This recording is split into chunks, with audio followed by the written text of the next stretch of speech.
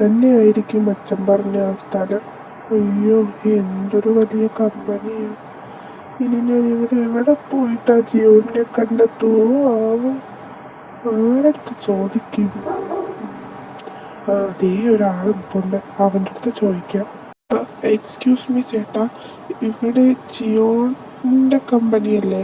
ജിയോണിനെ കാണുമെങ്കിൽ എന്ത് ചെയ്യണം? നീയോ? നീ എന്താ ഇവിടെ? എന്നെ ഒരു തരത്തിലും ജീവിക്കാൻ നീ സമ്മതിക്കില്ലേ? എൻ്റെ ദൈവമേ, നീ ഇത് മനഃപൂർവ്വം എൻ്റെ മുഖത്ത് കരിവാരി തേക്കാൻ വേണ്ടി ഇവിടെ വന്നതല്ലേടാ പട്ടി. നീ എന്താണ് സോളു ഇവിടെ? ഞാനിനെ കണ്ടോറിട്ട് വന്നതാടാ. എൻ്റെ അച്ഛൻ പറഞ്ഞു ഇവിടെ ഏതോ അങ്ങേരുടെ ഫ്രണ്ടിൻ്റെ മോൻ്റെ കമ്പനിയാണ്, എനിക്കിവിടെ പണിയുണ്ടെന്നൊക്കെ പറഞ്ഞ് എന്നെ പറഞ്ഞു വിട്ടതാടാ. നീ എവിടെയാണ്? അയത്തലക്ക അപ്പം നമുക്ക് ഒരുമിച്ച് പണിയെടുക്കാം. അല്ല, നീ ആ കോളേജിലെ അധ്യാപകൻ എന്നൊക്കെ പറഞ്ഞ് കുറേ കാലം മൂഞ്ചി നടന്നില്ലേടാ? പിന്നെ നീ എന്തിനാണ് എന്നെ കെട്ടിയെടുക്കാൻ വേണ്ടി ഈ കമ്പനിയിൽ തന്നെ വന്ന്? എൻ്റെ പുന്നാര മോനെ, ഇനി ഞാൻ എന്തൊക്കെ വാങ്ങാൻ കിടക്കുന്നു? എനിക്ക് വയ്യ, ഞാൻ പോണ്. സ്വത്തേ പോവല്ലടാ, അണ്ണനൊരു കൂട്ടായിട്ട് ഞാൻ തിരക്കി നടക്കുമായിരുന്നു. കറക്റ്റ് തേടിയ വള്ളി കാലി ചുറ്റിന്ന് പറഞ്ഞാൽ മതിയല്ലോ. എൻ്റെ സോള് നീ ദൈവത്തിനെ പോലെ എൻ്റെ മുന്നിൽ പ്രത്യക്ഷപ്പെട്ട്, അതിന് ഞാൻ വേണം ദൈവത്തിനോട് നന്ദി പറയാൻ. എൻ്റെ പൊന്നാലളിയോ ഇങ്ങോ ഓടാ, ഞാനത് കെട്ടിപ്പിടിച്ചൊരു ഉമ്മ തരട്ടടാ. മതി മതി, എൻ്റെ ഉള്ള മൂടും പോയി. ഇനി ഞാൻ എന്താ ചെയ്യുമോ എന്തോ. അതൊക്കെ പോട്ട്. നീ ജിയോണിനെ തിരക്കി എന്താ ഇവിടെ നടക്കുന്നത്? ഞാൻ അങ്ങയുടെ ക്യാബിനിലേക്ക് പോണേ, വരുന്നെങ്കിൽ ഞാൻ കൊണ്ടുപോവാം. എന്തൊക്കെ പറഞ്ഞാലേ സോളായി പോയില്ലേ? സോളു, നമ്മൾ എത്ര നേരമാണ് ഈ അണ്ടി പോയ അണ്ണാനെ പോലെ ഇങ്ങനെ അങ്ങ് ഇരിക്കുന്നത്? ആ ജിയോൺ എന്ന് പറയുന്ന സാധനം എപ്പോഴാണ് വരുന്നത്? എനിക്കാണ് വെയിറ്റ് ചെയ്ത് എൻ്റെ തലയുടെ നെല്ലി തലകം അങ്ങനെ എന്തോ പറയുമല്ലോ, ആ സാധനം പൊട്ടാറായടാ. എത്ര നേരം വെച്ചാൽ അങ്ങേരെ വെയിറ്റ് ചെയ്തിരിക്കുന്നത്? ഞാൻ ഇങ്ങനെയാണ് ഞാൻ പോകട്ടോ. ഇങ്ങനെയൊക്കെ ആണെങ്കിൽ എൻ്റെ പൊന്നുപോലെ ജോലി അവൻ്റെന്നും പറഞ്ഞ് കൈ നീട്ടിയിരുന്നു, ഇപ്പം എടുത്തു തരും. എടാ, ഇതിനൊക്കെ ഓരോരോ സ്കില്ല് വേണം. കുറച്ച് സമാധാനം, കുറേ ശാന്തി. നമുക്കിതൊക്കെ കണ്ടിട്ട് ഭ്രാന്ത് വരെ പിടിക്കും. പക്ഷെ നമ്മളതൊന്നും കൈവിടാതെ ശക്തമായി നമ്മളെ തന്നെ പിടിച്ചു നിൽക്കണം കേട്ടോ മരയോന്തേ. നിനക്ക് പിന്നെ ഭയങ്കര എക്സ്പീരിയൻസ് ആണല്ലോ. ഇതിപ്പോൾ എത്രാമത്തെ ഇൻ്റർവ്യൂ എൻ്റെ പൊന്നുമോൻ്റെ? 35 അതോ 40? അതുകൊണ്ട് പിന്നെ നിനക്ക് ഭയങ്കര ക്ഷമയും ഭയങ്കര സമാധാനവും ആണല്ലോ. ഇരുന്ന് ചിരിക്കടാ. ഞാൻ ഇവിടെ നിന്ന് ജോലി വാങ്ങി പോകുമ്പോൾ നീ അവിടെ മൂഞ്ചിരിക്കുന്നു, ഞാൻ കാണിച്ചു തരാം പട്ടി.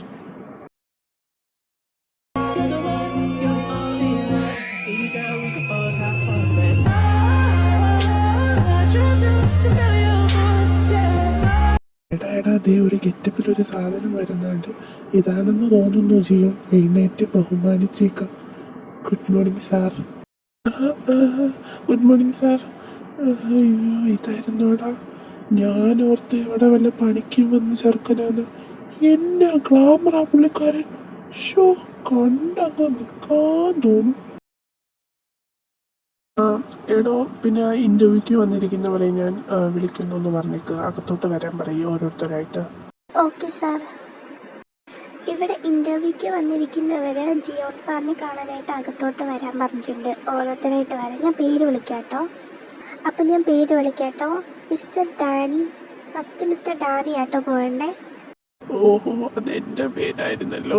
അവിടെ അബീം, ഇവിടെ ഡാനി. എൻ്റെ തന്ത ഇതറിയരുത്, എന്നെ വെട്ടിക്കൊല്ലും. ഞാൻ ഡാനിയല്ല, കയറിക്കോട്ടെ. ഡാനി അകത്ത് കയറിക്കോളൂ. സാറ് അകത്ത് വെയിറ്റ് ചെയ്യുന്നുണ്ട്. ഓക്കെ, അപ്പം ഡാനിയാണ് ആദ്യം. ഡേ അളിയ, ഞാൻ പോയിട്ട് വരാം. എനിക്ക് വേണ്ടി പ്രാർത്ഥിക്കണേ. Good luck for me. ഓ നന്നായി, വാ ചെല്ല്. നല്ലോണം എന്തെങ്കിലുമൊക്കെ പറഞ്ഞ് പിടിച്ചു പറ്റി അവിടെ നിന്ന് ജോലിയും വാങ്ങിച്ചായിരുന്നു, അല്ലെങ്കിൽ നിന്റെ തന്തപ്പടി നിന്റെ വീട്ടിൽ നിന്ന് പുറത്താക്കും. May I come in sir? അല്ല, ഇതാര്? ഡാനിയോ? എന്നെ അറിയോ നിനക്ക്? നിന്റെ ഡാഡിയുടെ ഫ്രണ്ടിൻ്റെ മോനായിട്ട് വരും. അപ്പോൾ വൈദമായി എൻ്റെ പൊന്നുമോൻ വന്നോ?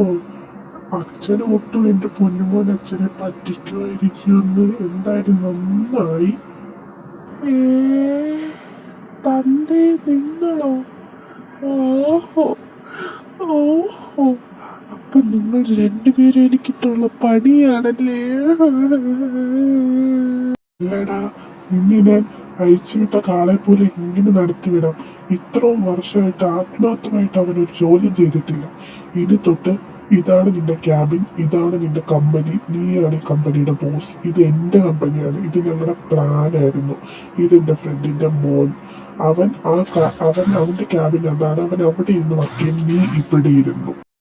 എന്നാലും ഈ ചതി എന്നോട് വേണ്ടായിരുന്നു എൻ്റെ അച്ഛ.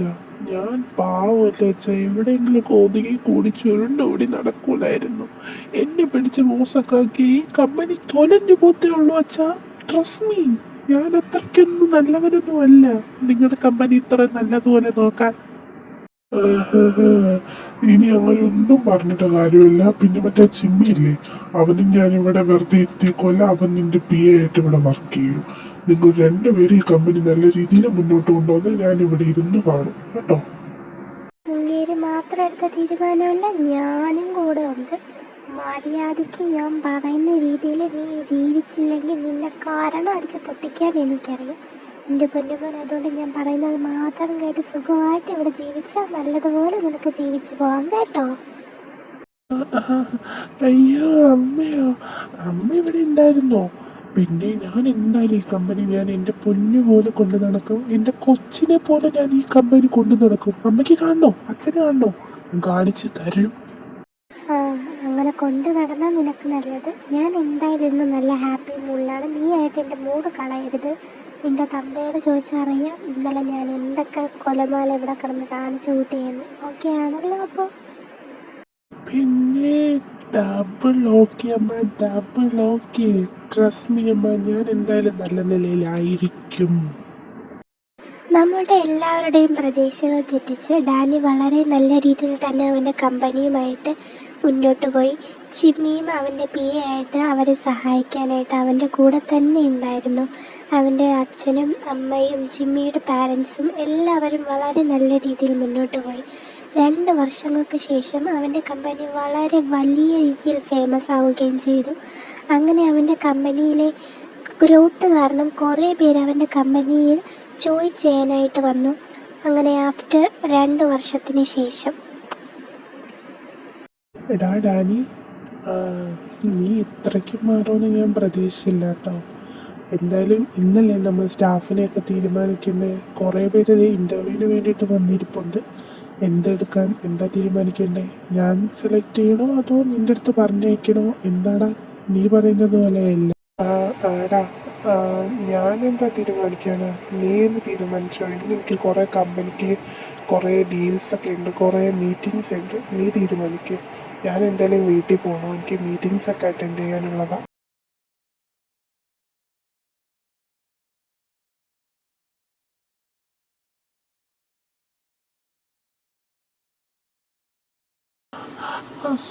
സോറി